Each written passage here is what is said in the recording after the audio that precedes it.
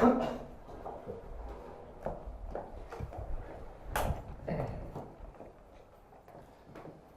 boste pripravljeni, povedati.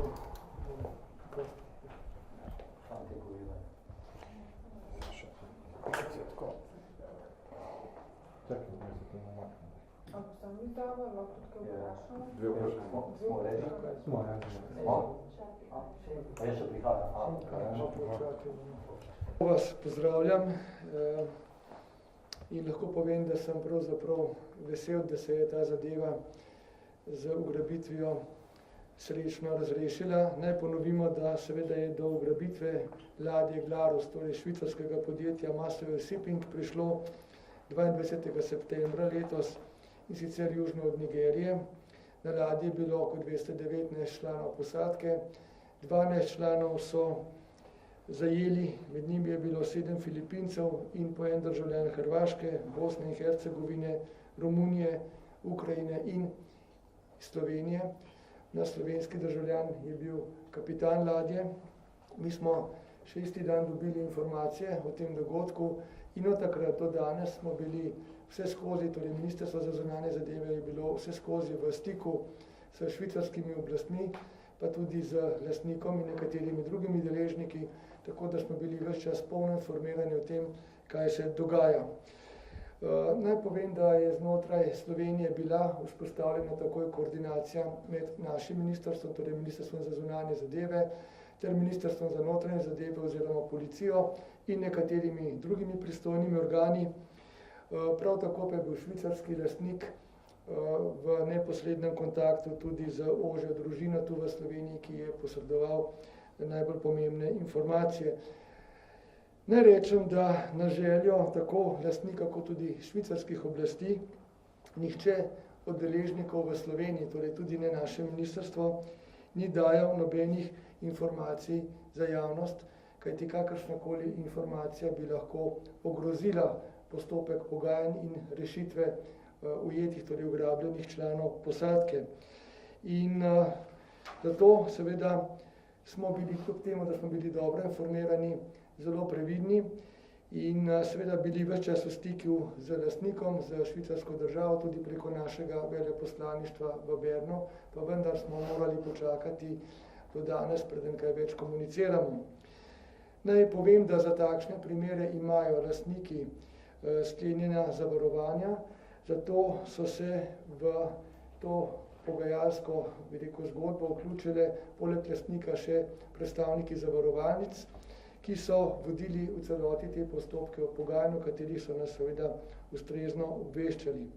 Tudi koordinacija med deležniki v Sloveniji, ki sem jih omenil, je ves čas potekala ustno prav zato, da ne bi prišlo do kakšnih informacij v javnost, ki bi lahko otežile ali pa otežkočile ali pa onemogočile postopek pogajanj. Pred približno tednom dni smo bili deležni informacije, da so pogajanja pred zaključkom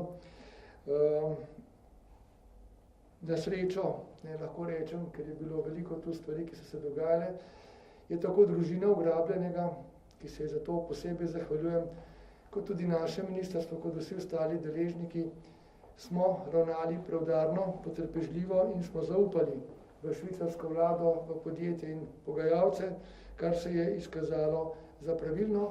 Smo pa seveda bili pripravljeni tudi tu v Sloveniji, da seveda, če bi se pojavila potreba po kakšnem drugem scenariju, ustrezno ukrepamo.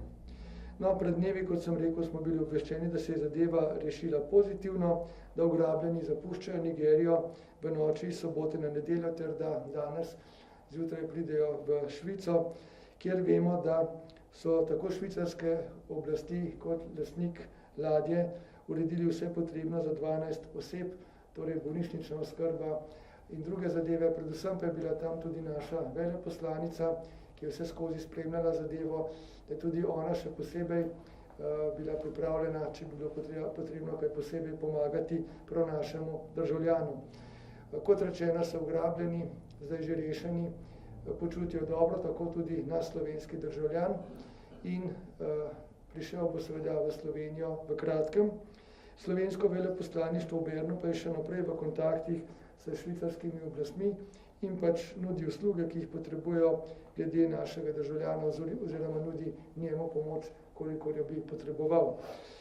Na tem mestu naj se danes še posebej iskreno zahvalim najprej družini ugrabljenega kapitana, ki je kljub, verjamem, hudi stiski zaupala tako, bi rekel, švicarskim oblastem, pogajalcem, predvsem pa tudi našim oblastem in ravnala tako, kot je bilo treba, preudarno, zadržano, potrpežljivo, čeprav vem, da jim večkrat v tem času ni bilo lahko. Nadalje naj se res iskreno zahvalim tudi medijem, slovenskim medijem, ki niso o zadevi, koliko so le prišli do nekih informacij, javno poročali, kajti vsako javno poročanje bi lahko res negativno vplivalo na postopek reševanja. Tako da tukaj ste naši mediji odigrali zelo konstruktivno vlogo. Zahvaljujem se tudi švicarskim oblastem, predvsem podjetju, lastniku in pa pogajalcem, ki so zelo profesionalno opravili svoje naloge in nas vsem tem sproti obveščani z nami, koliko je bilo potrebno sodelovali. In zahvala gre predvsem seveda tudi uslužbencem Ministrstva za zunanje zadeve, pa tudi notranjih zadev, policiji in vsem drugim deležnikom, ki so tukaj res od prvega dne naprej delovali koordinirano, odgovorno in tako, da smo omogočili, da je postopek reševanja tekel nemoteno. Toliko sem vam želel povedati, zdaj pa izvolite, če so kakšno vprašanje. Ja, jaz bi samo vprašal, ker se zdaj pojavljajo dvojne številke, vi ste zdaj govoril, tudi mislim, da je v izjavi policije 19 članov posadke, tudi mi mislim, da smo na začetku o tem poročali. To, kar je pa podjetje, ki je zdaj v imenu ladjarja, odgovarja pa govori o 14 članih posadke, pa potem 12 ugrabljenih. To je zdaj ta cifra, katera dejansko drži. In drugo vprašanje, tam v eni od teh izjav sem zasledil, da naj bi bil eden od teh ugrabljenih tudi poškodovan ali ranjen. Kaj veste o tem? Glede števila ugrabljenih in števila oseb na ladju bi ostal pri podatkih, kot sem jih navedel. Lahko jih sicer še preverimo, vendar bi upozoril na to, da tu pravzaprav kakršnokoli dodatno sporočanje podatkov je lahko, če smo tukaj neusklajeni z samim lastnikom ali pa, bi rekel, z švicarsko oblastjo, problematično, zato bomo zagotovo preverili, ali ti podatki držijo. Verjamem, da držijo, tako sem jih navedel. Bistveno je to, da so vsi, ki so bili ugrabljeni, rešeni. Ja, bil je nek sum na neko bolezen, torej morebitno malarijo ali kaj podobnega, ampak to ni nič posebno, bi rekel, presenetljivega, zato bodo morali iti skozi nek zdravniški tretma vsi ti, ki so se torej zdaj vrnili, predtem grejo domov v svojo državo, ampak kolikor mi je znano, se vsi dobro počutijo, tako da kakšnega problema tukaj ni. Pomembno je pa tudi to nasplošno, da se zavedamo, da je bistveno več od tega, čeprav seveda neke informacije imamo, ne smemo komunicirati, kajti takšni dogodki so pogosti na tistem delu, bi rekel, morja, pa tudi drugod. In če seveda ugrabitelji preko teh komunikacij, ki v naših državah potem potekajo, zvedo preveč, lahko to seveda negativno vpliva na bodoče dogajanje pri morebitnih bodočih dogodkih. Zato moramo biti tukaj zelo zadržani, da ne bi naredili kaj narobe. Lahko samo poveste o samem tem reševanju, tej finalni akciji, pravzaprav ne vemo nič, kateri dan se je v bistvu to odvilo, ali je prišlo do kakšnega streljanja, ali je bila plačana potem dejansko ta odkupnina, o kateri se je ves čas govorilo, glede na to, da so zavarovani, in ali so ti ugrabitelji potem pobegnili, so na prostosti, ker so neke te informacije, da bo treba družino tudi še zaščititi. Razumem vprašanje in lahko le odgovorim, da pogajalci so bili v tem primeru v odnosu do ugrabiteljev očitno zelo uspešni, saj so uspeli, bi rekel, rešiti vseh 12 talcev, vse v dobrem zdravstvenem stanju, kar je še posebej z našega vidika pomembno tudi glede našega državljana, kapitana ladje. Če bi zdaj komunicirali javno kaj več, bi to seveda zvedeli tudi ti ali morebitni drugi potencialni ugrabitelji, kar bi lahko negativno vplivalo na bodoče primere, ko bi se kaj podobnega zgodilo ali pa ko bi želeli nekateri drugi potencialni ugrabitelji ravnati podobno. Zato je zelo pomembno, da spoštujemo tukaj željo lastnika, bi rekel pogajalcev, pa tudi švicarskih oblasti, da ne komuniciramo javno nič več od tega, da pa seveda smo vsi veseli, tudi sam osebno sem zelo vesel, da se je zadeva tako dobro iztekla, je pa seveda najpomembnejše. In jaz želim tako kapitanu ladje, našemu državljanu in njegove družini čimprejšnjo snidanje, predvsem kapitanu čim več počitka in da se opomore od tega dogodka.